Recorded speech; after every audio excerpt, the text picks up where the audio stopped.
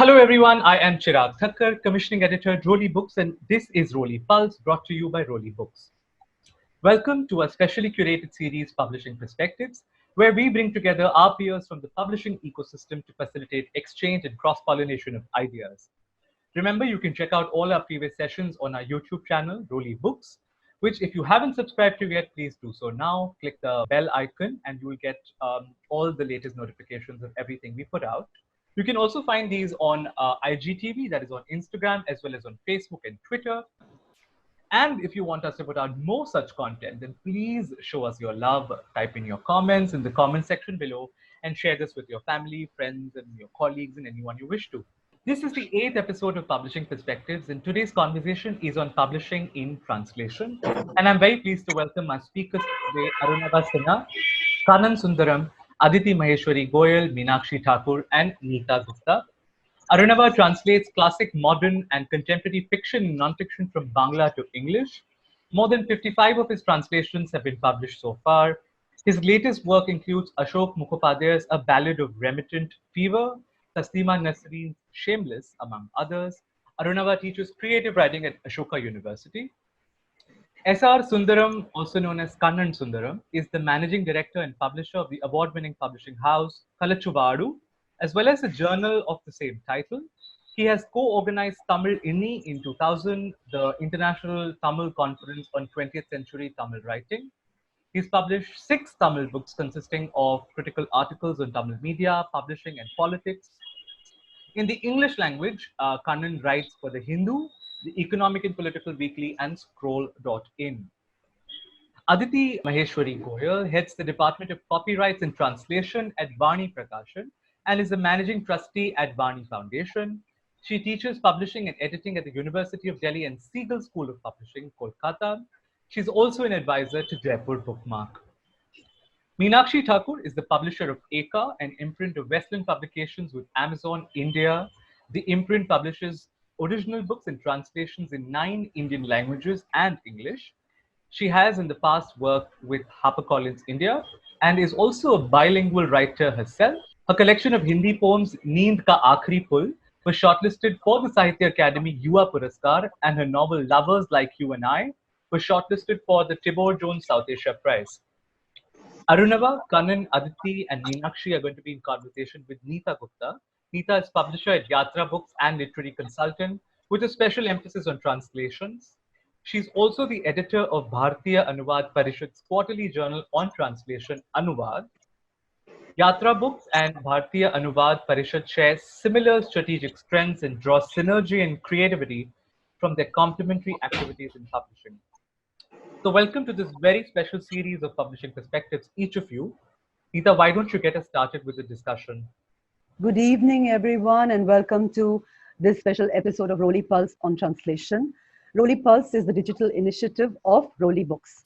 So, before we begin, I just wanted to share with you, last week, we've all seen haunting images of what happened due to the cyclone at Boipada or College Street in Kolkata. And somehow that seems like a metaphor for what's happening in the print book industry across the board, in the sense that we will now have to reimagine, reconstruct, and reinvent the very idea of a book. So before we move on to discussing how this pandemic is impacting this very fragile translation publishing ecosystem, I'd like to request Arunav to throw some light on this tragic situation in Kolkata and in Bengal. College Street must have been an old stomping ground of yours, Arunav. So can you tell us what this means, what this means for the booksellers and the readers in Kolkata? Arnav, yes. Over to you. Thank you, Neeta. College Street in Calcutta is the hub of, as the name suggests, colleges, or which have now become universities, of publishing, of distribution, and of bookselling. So almost every part of the value chain of books is covered in that one very small area. It also has a number of cafes, very old style coffee houses and cafes where people hang around. So, essentially the literary atmosphere of the place is so thick you can cut it with a knife, usually, or at least that is how it used to be even 10 years ago. Of course, things have changed since then because largely with book selling having moved online, a lot of the kiosks that line the pavements have switched over to textbooks. But the fact remains that it is still the first port of call for many people, both in and around Kolkata, when they have to go and either buy books, look up books, or simply soak in the atmosphere of books. And for those of us who grew up in Kolkata, I think the last was the most important thing. That, when you sought refuge of some kind from the chaos that was around you, you went to that particular area and you slowed down. You started strolling between the chaos. You looked up old books. You had very well informed booksellers who, by virtue of their long association with books and authors, could tell you a thing or two about special editions, first editions. You lighted upon glorious second-hand copies of books with gift inscriptions in them, a lot of marginalia, very exciting annotation. So it was quite a sort of paradise for book lovers, and almost every other Calcuttan was a book lover back then. So it is heartbreaking now to see what has happened. First, of course, there was the lockdown from the pandemic, which meant that the entire area, like all of other retail, had closed down entirely. And because many of these kiosks which line the pavements, and indeed many of the bookshops as well, are run by people who don't live in Calcutta but in what's called the mafassals, they had left and they had gone home and they weren't even visiting their shops. So when the cyclone struck literally with a few hours notice and the place was completely flooded, it's hard to imagine the kind of, it's not just the material loss, but it is the sweeping away of a whole way of life, as it were, which even if you're clinging on to in some ways, maybe it's not as a bigger part of your daily life as before. It is still that safe spot that for many of us in Kolkata and around India, that we connected it with. And indeed, many smaller, for example, I can give you one instance of a kiosk called Choturtho Dunya, the Fourth World, which is a kiosk run exclusively for books by Dalit writers, which are published by alternative presses. Now, this was literally the only place in Kolkata where you could buy these books, and they would open only one day a week. And I don't even want to think what must have happened to their stock. It's probably just gone, and they're not going to be able to redo it. So, yes, fortunately, or maybe that's not the right word, but a number of fundraising initiatives have been started. One led by the Publishers and Booksellers Guild of Kolkata, which is a sort of umbrella body of all the publishers and booksellers in the area, and a couple of others as well. So we are hoping that maybe some funds can be raised and some of the losses can be recouped, and everybody who had a space there will be able to resume and restart their business. But it has still been a very hard blow, no doubt about it. I completely agree with you. And I think in terms of, more than a tribute, I think what we're trying to do here is like a call to action to book communities across the world to step forward and maybe in their own way, whether it's ideas, whether it's money, help just rebuild this space, because it's very important for all of us to have this little, it's like a beautiful places in Kolkata. I visited it once and I think we want it back in whatever new avatar or whatever. But so this is a call to action from all of us in the book publishing world to the other communities, these book lovers across the world. So with those words, I now invite each of our publishers here today. We have Meenakshi from Westland Amazon. We have Kannan from Kalachuvaru, Aditi representing Vani Prakashan and Vani Foundation. I'd like to start with, just to give us, and if you could give us an overview of translation publishing in India from your perspective, because you have this wonderful new imprint, Eka, which is it's a translation imprint. You publish in about 10 Indian languages, including English. And I think you have fantastic, projects within this particular imprint. It'd be lovely for us to open with what you've been and what kind of breakthroughs you've seen within this last 2 years of working and bringing Eka to life. So over to you, Meenakshi. Thank you, Neeta. Hello, everyone. When I came from Harper to Westland, setting up this new imprint called Eka, which means bringing many together as one, seemed like a natural extension of what I was already doing there. I was running the Hindi publishing program and also the English translations program. So here we decided to publish in 9 languages and translate within those languages and into English. We did about 76 books last year. there were some learnings. We decided to slow down a bit because in some each state seemed like a very different, vastly different market from the other. Malayalam seemed very different in temperament from Marathi, Marathi from Gujarati. The number of writers, the kind of writers were very different. The genres that worked in each market were very different. So we learned a lot. We made some mistakes. We had to face some resistance in some markets also from the local players. Um, but it has been a very rewarding year in the sense that we every day in the last 1 year or a year and a half, I've discovered a new writer and have been totally dazzled by that kind of writing. Each language has been a new discovery. Hindi I already knew because I was reading a lot in Hindi anyway, but there were other languages where um, I don't know. I just thought that they are vastly superior to the English writers that we publish. That is my personal opinion. Um, um, and yes, it's been very rewarding. What else would you like me to say? So what I wanted you to share was also some of the books which were like breakthrough books, or some of the writers who you've brought into English translation as well. If you could share a little bit about that, so that we get a sense of. I'm not talking about sales so much, but more about the creative part of it. Okay, so we launched the imprint with an English translation, which was done by Arunava. It's Manoranjan Vyapari's novel called There's Gunpowder in the Air. And it's been phenomenal, the kind of attention he got, the number of awards he got shortlisted for. So that was the first book. That led to us acquiring rights to all his books. He has about 15 books so far and 100 short stories. We took 50 of them. And we're slowly going to translate them into English, and we'll start with 4 other languages. So right now we're working on Malayalam, Hindi, Bangla, and English. Bangla, we also publish him in Bangla now.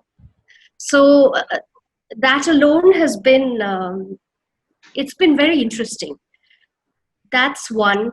Then we're going to publish Amitav Ghosh in 4 languages. So that's another one.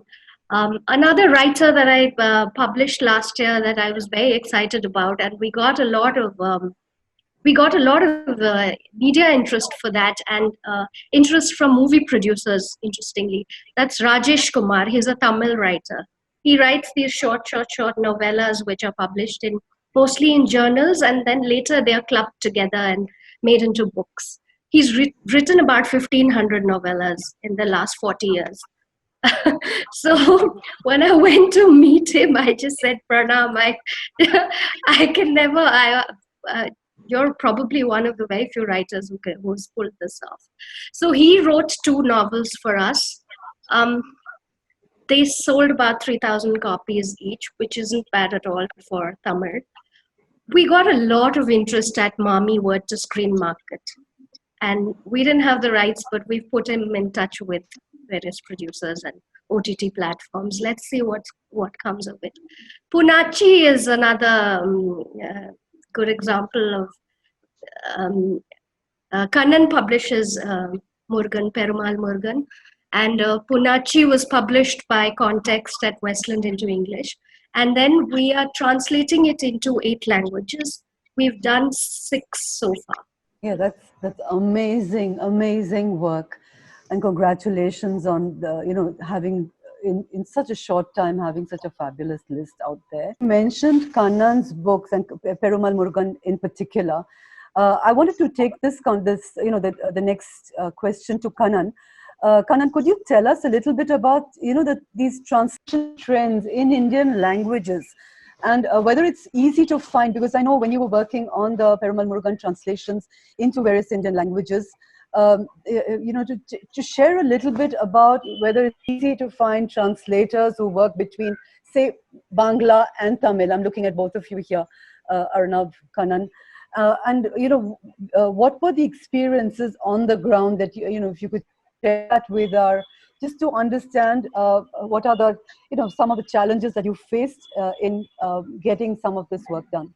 So, I just want to talk about two issues here. One, the issues with publishers in India, and also with translators when it comes to translation. Now, what I see is that a majority of publishers and editors working in publishing houses in India are monolingual in all the languages. So they don't in Indian language publishing. Many of the editors, publishers are unable to communicate in more than their own language. And when it comes to Indian English publishing, most of the editors and publishers they are fluent only in English and not in any other Indian language. So this means that right away the publishing houses cannot read books from any other language and directly get into translations. They may have to go about a roundabout way of referring you to somebody else or getting a sample translation. So this I think is a huge problem. I think politically the linguistic organization of states in India has worked very well, but when it comes to capabilities of language, I think after India was separated according to each language in every state, we have lost many multilingual speakers. That means people who are capable in more than one Indian language. That number has really come down. And therefore, if you see that, we had many translators in the past from Bangla for nearly 100 years. This was going on, but there is nobody right now. And except for Malayalam and Kannada, it's very difficult to find more than 2-3 translators from other languages. It is difficult for Hindi. There is nobody in Marathi I can think of. But I don't think this was a situation earlier. I can see another period in Tamil Nadu where we had translators from Marathi, but it's not so now. So as the years go by, what is happening is that you find translators only from English to every Indian language, and not between Indian languages. That means that for me to translate a Bangla novel, now I have to work through English. I think that's very sad. So I think these are two issues that we need to cross. That publishers and editors in publishing houses have to be at least able to speak, write, and read in 2 or 3 languages, and that should be encouraged. You can't say that others should get out, but that should be encouraged. It can be one of the criteria for hiring, and it's something that you can also cultivate. And then translators between Indian languages have to be systematically trained, because it's not going to happen automatically anymore. Because of the new political map of India, it means that everybody knows their own language and English and not the next language. So that I think that's something we have to really work on. These are some really important points you brought up here, Kannan. I'm going to also bring Aditi into this conversation. Aditi, could you tell us about the translation projects that you helm at Vani, both in terms of, you're doing a lot of international translations into Hindi, but are Vani books also being translated into other languages? Are you taking these? I mean, can you tell us a little bit about the kind of trends that you see in translations? What is working? Where is the market? Because the market really demands, and it calls, and it takes up the books that it wants to read. So, if you could tell us a little bit about your experiences working within translation publishing in India. And the kind of what you've seen, what you've learned from this in the last few years. Thank you, Anita. The translation program that we've incorporated over a period of time at Vani Prakashan has basically tried to strike a balance between commercial publishing and very high-brow literary publishing, and at the same time getting in a lot of poetry, getting in a lot of non-academic kind of readings into the pipeline.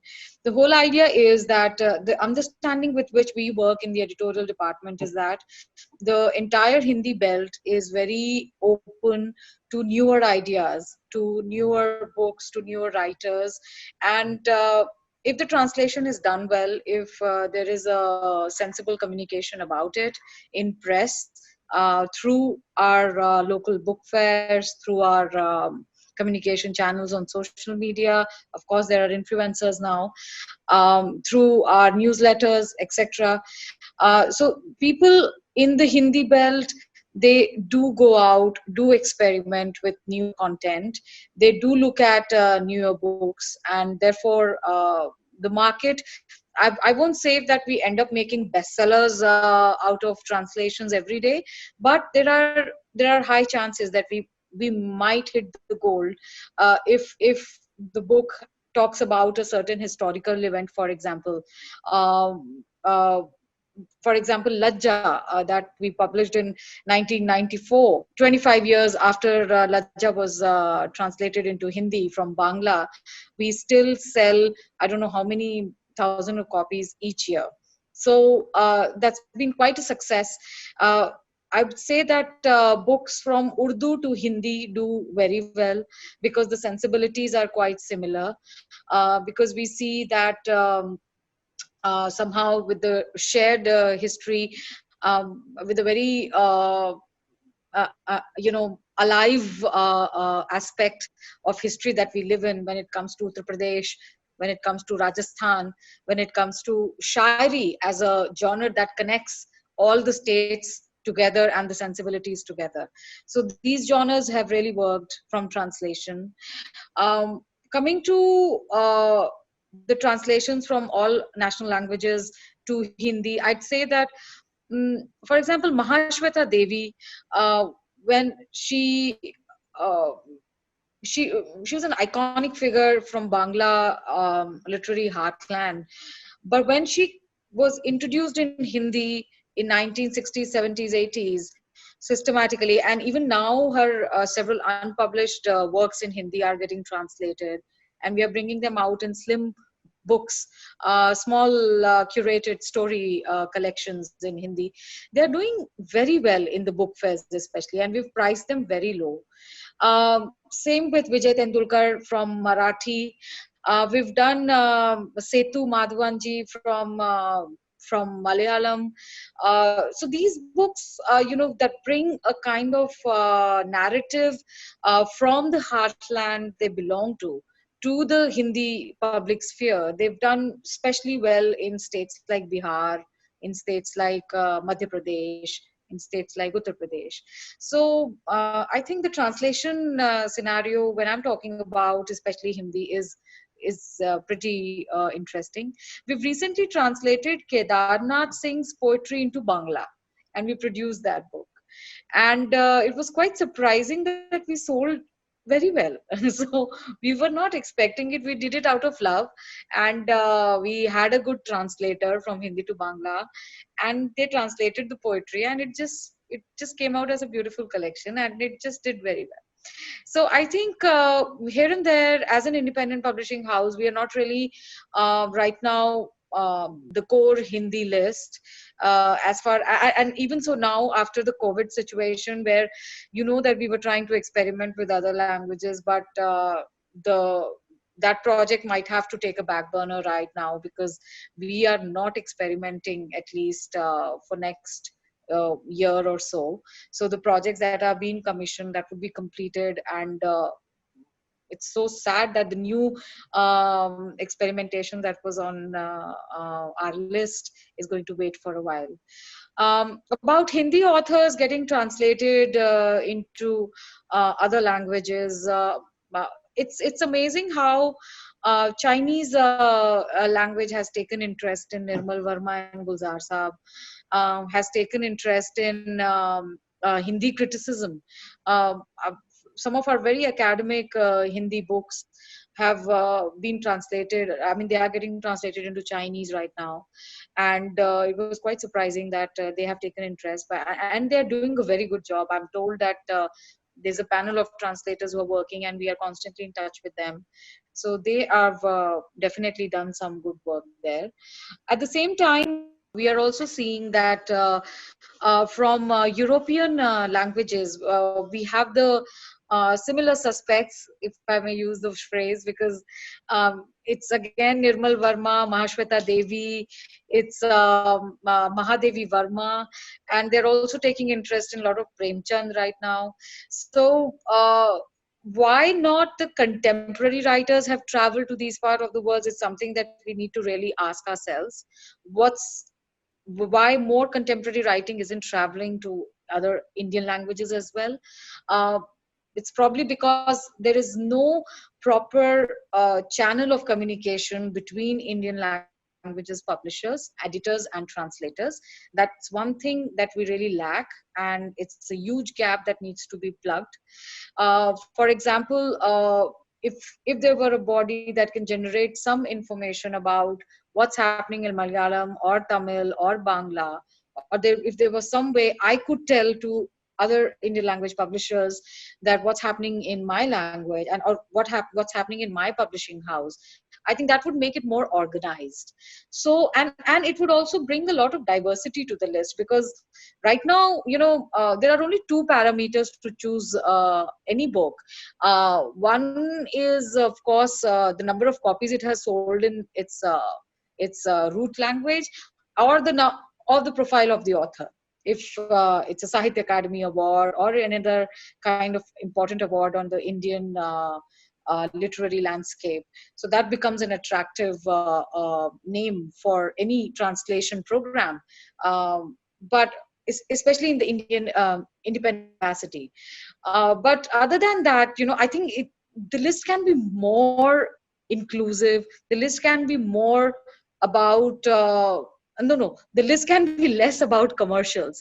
I really wish that we could strike that balance, that only bestsellers and only popular fiction and highbrow literature and poetry, I mean, all of them have to come together, and we have to see more contemporary writing into translated into each other's language. So I have a wish list, but I don't know. We are all doing it on our own relationships, on our own contacts. We're all talking to each other. And thanks to Jaipur Bookmark, for example, we've at least come together every year since last few years. Indian languages publishers need to start talking more to each other. And we wish that we had a central body that could connect all of us together.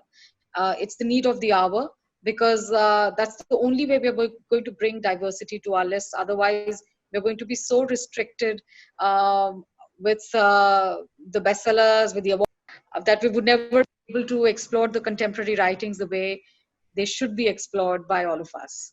Thank you, Aditi. I think you've put the onus on what's missing. Apparently, is enough translators. So we let's go to the only translator in our panel, Arnav Sinha. There is a big burden on your shoulder, because Arnav, you're not just here as a translator, you're also, right now part of the academic curriculum for training translators and sort of, encourage younger people to find that joy in languages and translation. So as a translator, first I'd like you to, sort of tell us a little bit about, you've watched this literally grow in the last 10, 15 years. You've seen, from the very first book you've translated, you must have seen so many changes that have come about. Would you like to just walk us through what it was like when Changi came out and what it's like now when you're working on your latest project? And we could also, you could also talk a little bit about, the work that you do at Ashoka and the kind of enthusiasm that you must be bringing to the classroom as well. So over to you, Arnav. Thank you, Neeta. So back in about 14 or 15 years ago, publishers were very keen on publishing what they thought were the best books out there in the different non-English languages of India, and publishing them in translated form without worrying too much about what the commercial prospects of the books would be. And that's probably because the books, as a rule, entertaining but serious fiction was fairly successful by the commercial terms goalposts that were set at that time. There was actually competition only from television, and there was no internet, there was no distraction in terms of personal messaging. So, and there was a generation that had still grown up reading. So publishers actually succeeded in publishing the books that they wanted to in translation.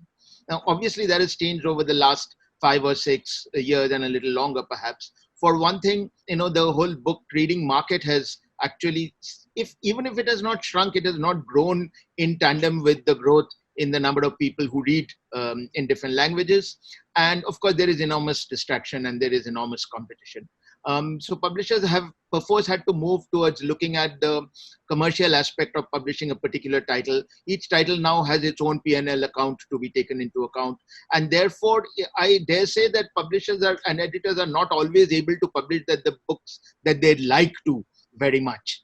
And overall, we've seen a shrinking in the number of titles in literary fiction. And so translations have fallen victim to that. But having said that, I think the net has been cast much wider. And now we are getting translations from languages and of the kind of books that we were not getting 10 years ago. So now we have writers from the margins whose works are now being translated into primarily into English, as Kannan pointed out, not so much into the other Indian languages, primarily into English. But in the process, they're actually moving from the margins to the mainstream in a way.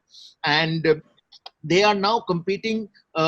The competing is not the best word, but they are in the same space as books that are written originally in English, and they're looking for the same readers and they're finding the same readers. And very importantly, I think they're getting the same readers very excited, because readers are now reading a less cerebral, less rarefied kind of literature and reading something that's much more down to earth, much more raw, perhaps less meticulously crafted, but much more energetic, much more vigorous and forceful. And of course, we are getting to read people from the so-called other castes. We are getting to read many more women. So all of these things, I think, qualitatively are very good for the whole translation space, as it were. At Ashoka University, we are now the only university, I think, in the country which actually has proper courses in literary translation. And I just want to tell you this, that I have seen the most excited bunch of youngsters now working on translations, finishing publication quality work now. And I can assure the publishers here that in the English language, at least, you're going to get a number of manuscripts from these students over the next year and couple of years. And my personal target is to have at least 10 books out by these students. And they're writing at the best time of their lives, because they're 18, 19, 20. They're unafraid. They have no baggage. They're very deeply invested in what they're doing. They're not too bothered about the financial side of it. Or let me put it this way, whatever little they get is enormous by their standards. And most of all, it is getting them back in connection with their own languages, which is perhaps the biggest gain that most of them are making. And mind you, many of them they're confessing quite candidly that we are not great readers in our own languages to begin with. But this act of translation has taken us back to the literatures of our parents and our grandparents, and we are reading with so much joy now, and we can't wait to bring them into other languages.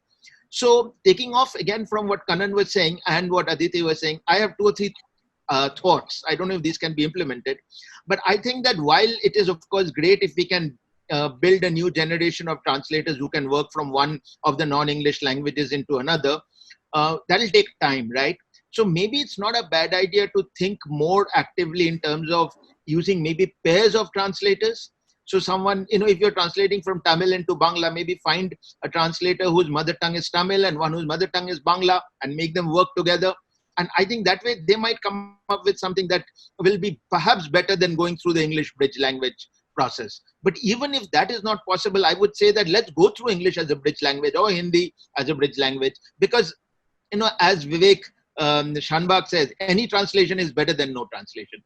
Yeah. And this brings me to the next point, which is that, I've been wondering why it is that in Europe, for example, there's so much excitement in Germany over a new book by a French writer, or in Spain over a new book by a German writer. And I realized that there is a sense of common ownership.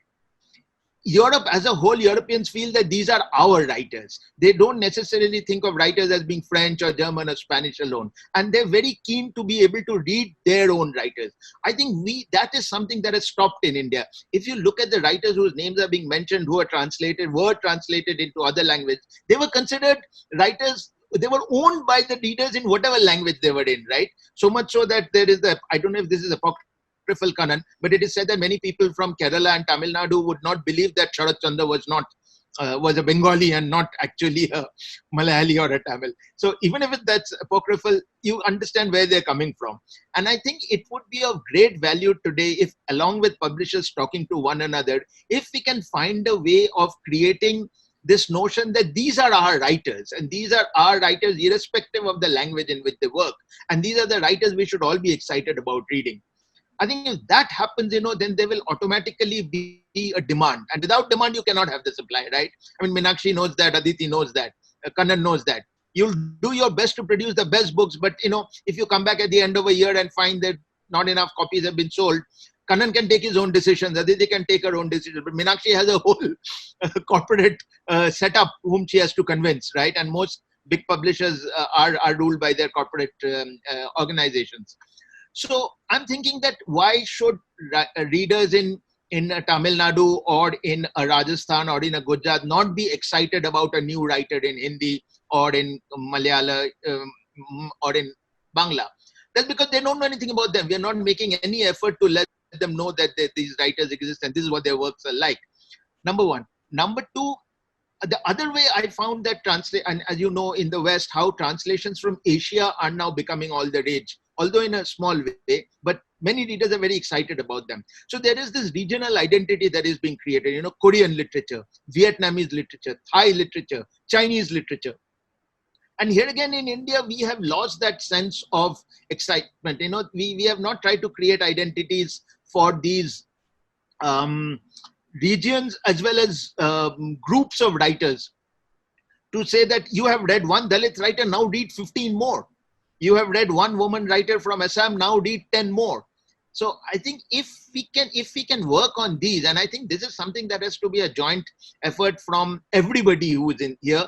And I don't know how much of it can be done through formal means, but if we just keep talking, and if we relentlessly have this conversation with anybody we meet, literally, whether it is distributors, booksellers, publishers, college students, school students, their parents, anybody we meet, we talk about these writers and these books, I'm sure there's going to be some excitement, that will then lead to demand, and then we can try and actually meet some of that demand. Of course, this is my optimistic side. Tomorrow I might have a different view, but you've caught me on a good day. Thank you, Arnav. I think those were some wonderful suggestions from you. And I think we should all possibly, catch up on this after this conversation, because these are, we periodically meet in some book fair or book festival or somewhere or the other, and we feel these are important things. And then we all go slack, everybody gets back into work. This last 3 months of COVID lockdown has actually given us time to think about a lot of things that we can and should be doing, and actually given us the space to explore those options. So, since we have another 15 minutes to talk, I had a lot of questions about market, about, the effect of, the literary prizes and impact and all that. But I think, should we talk about a little bit about, the fact that international translations of Indian books, I mean, do Indian books make any impact in the international markets? Arnav, again, maybe you could start with this and then we could take it to the other speakers. How difficult or easy is it to penetrate these markets? Because you have taken a number of translations internationally. And who are the readers? Are they diasporic readers who are reading these international editions of Indian writing, say in the UK or in the US? Would you be able to, would you like to talk about it and say something? Because it's interesting, because a lot of publishers are looking at these markets as an outreach for the wonderful writers. So if you could tell us something about your experience in taking translations. Yeah. Okay, so I'll just say that big one breakthrough book from India in translation has not yet arrived on the international scene in the past 10 years or so. And it's usually, you need a book like that for everyone to get excited. So, a book that either has to make it to a prize shortlist or the book that everybody has to talk about. I don't think that has happened yet. There have been candidates, but, Vivek Shanbag's book is out there. Perumal Murugan's book is out there. Sangeeta Bandyopadhyay's books are out there. But that big impact book has not yet come. But then again, you have to keep at it. And that big impact book may not necessarily be the first book that goes out there. It may be the 10th or the 15th or the 20th. But I feel that once that happens, suddenly everyone will start looking at India like they did 20 or 30 years ago when Salman Rushdie burst into the scene, So I'm waiting for the Salman Rushdie moment, as it were, for translated literature from India. Other than that, we've mainly worked with indie presses who already have an ideological commitment to working outside of white male writers, which is how Tilted Axis found Sangeeta Bandyopadhyay and has found a number of other Indian writers since then. Kannan, can you come on board for this question and tell us a little bit, because you've managed to do some very amazing international sales for your authors. If you could tell us a little bit. So I won't say anything really amazing has happened from Indian language to the European languages. I think I'm very impressed with what happened to Vivek Chandra, because that book worked simply on that book, nothing else. There was no controversy around the book or anything to give a push to the book. Just based on the text of the book, I think it managed to get translated into several world languages. The size of a book is not something that usually goes into the world market. It's small. So it does not really fit into that price frame that the Western market expects. But despite all that, that book made a major breakthrough. That was very interesting. And from Tamil, what I would say that Kalachud has done is that we have sort of broken the glass ceiling. No Tamil author had gone and published in any international press till about 10 years ago. But in these 10 years, we have managed to promote 4 authors, possibly they have already published or they are going to get published with some very good presses in the Europe and in America. So basically, that's what I want to say. So we'll have to see what kind of response these book gets. I'm not backing on the immigrant population or the local Indian Tamil population to buy these books. I would prefer that these books go to the French or the English or the German or the Spanish readers and find space in that readership. So I'm hopeful this is going to happen, but I don't think, like Arnav said, that there is no breakthrough book yet. And it might happen anytime. So, sorry, if I can, with one 30-second comment, which is that one reason that some of the literatures of other Asian countries have been successful is that their governments or quasi-government bodies have made a huge push for visibility and for actually funding translations and becoming partner countries at the major book fairs and so on. And we have not seen anything like that from India. I know that there was the Indian Literature Abroad initiative, which had been started 7 or 8 years ago. But I don't think we can expect anything from any Indian government either. So only if there's a private initiative can that be successful. Thanks, Arnav. I'm going to just request all of you to give us some closing comments. The idea of us getting together today was to understand how COVID can impact this very fragile translation-specific publishing ecosystem. So I'm just going to take the mic around 2-minute comments from everyone, starting with Meenakshi. So our April books are basically, they aren't out yet. So all the books have been sliding. So all the April books will be out June end. So we are 3 months or 2 months behind the schedule. In which case we've decided to cut down on the number of books between July and December.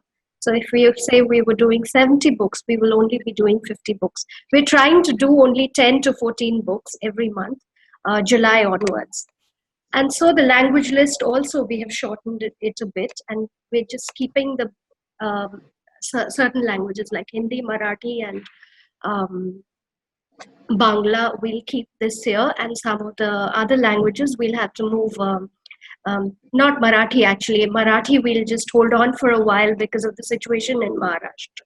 But the other languages, Hindi and Malayalam and Bangla, those 3 we will publish all the books that are in the pipeline.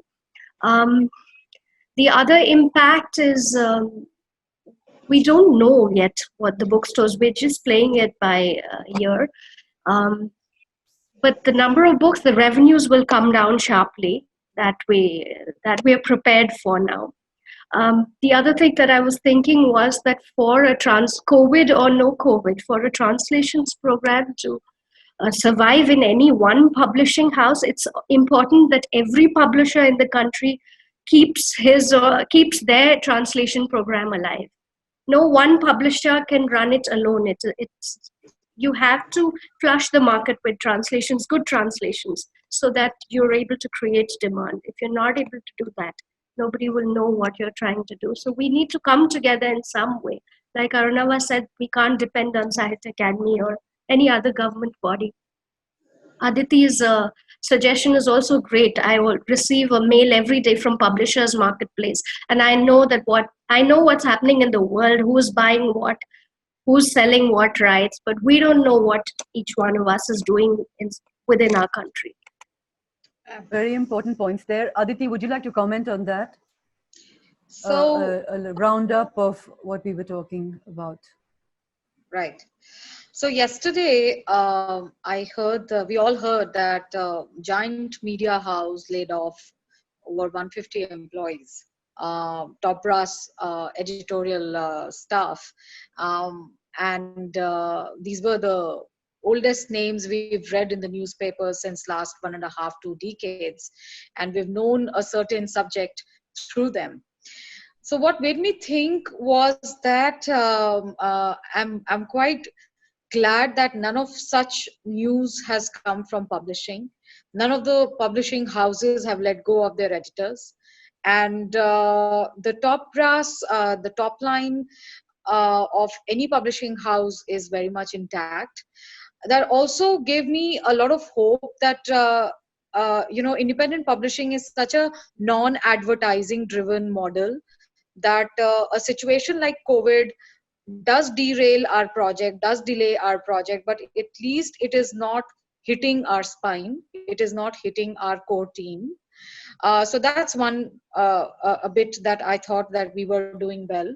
Another aspect is that, of course, in this situation, the projects are delayed by 2.5 to 3 months. So, for example, Vani is doing about 350 to 400 books a year. So we don't know. I mean, the books that were ready in February to go to press, that were ready in March first week to go to press, they're still waiting in the docks. The printers are not able to give us any date.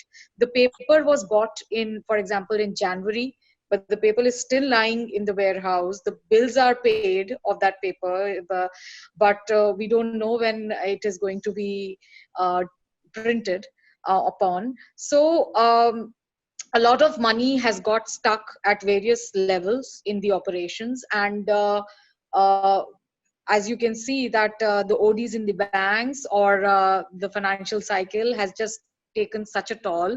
But we are kind of hopeful that as the market would open up, say after July. I don't think anything is happening before July. I may be wrong, but as I see that because our press is not able to give us any date, they don't have the labor with them. So I'm seeing that nothing is happening before 2 months. So we're only hoping that we'll be able to, keep doing the editorial work, keep doing some more. What should say, some more social media, some more campaigns here and there, but nothing solid is coming out as for now. But we are hopeful. At least when I look at the newspaper industry, when I look at the media industry, the way they are laying off, I feel blessed that I'm a part of publishing industry. I'm not on that part of the community. So that's it. It's a scary situation, of course, but we are hopeful that we'll survive. Thanks, Aditi. Kanan, are you here? Can we have a closing comment from you? So I just want to make two quick points. One, I would like to second Pranava's suggestion that we need a private grant program. I think that is very crucial to promote Indian writing to the world. I think it's very, very important. And without that, we are not going to have a big impact on the world anytime soon. And since we can't expect the government to come up with such a program, it has to be done privately. And I hope we all come together and we are able to do something to initiate something in that front. And number two, how COVID has hit my publishing house. So I think that's going to be a very serious setback. I am sort of tuning myself for an impact that might last from 12 months to 18 months till the end of 2021. So how are we going to get to the other end of the tunnel? So that's the challenge. We have temporarily hit the pause button on our publishing program, and we are now focused on converting all our books into ebooks, into audiobooks, and trying to get into other technological aspects where we can bring in some income during this lockdown period or during this period when there is no transport or less readers in the bookshop. So that is a challenge facing right now. I don't think we are going to go back to a pre-COVID area and be a normal, publishing house anymore. I think this is going to change all of us completely. At least I feel that's going to change Kalacho, the publication completely in many ways. And I am preparing myself every day to understand what might happen and how I can change the company so that we are able to survive this huge impact on publishing. Thank you, Kanan. I think this is something that is, we heard other publishers this as well about shifting to the e-formats and the audio formats. We had Bangla publishers say the same thing. In fact, Chidip, I think, mentioned it in an essay that he wrote post Amphan, saying that they had never considered important earlier, but now they have, it's imperative that they convert their backlist to the e-format and make these books available across platforms. I thank all of you for joining us in this discussion. On behalf of Roli Books, I think it's a great idea. Let's follow them on Facebook, Twitter, and Instagram for all their, exciting programs and activities that are, being generated through Roli Pulse. And stay well, all of you. Stay safe and believe in books.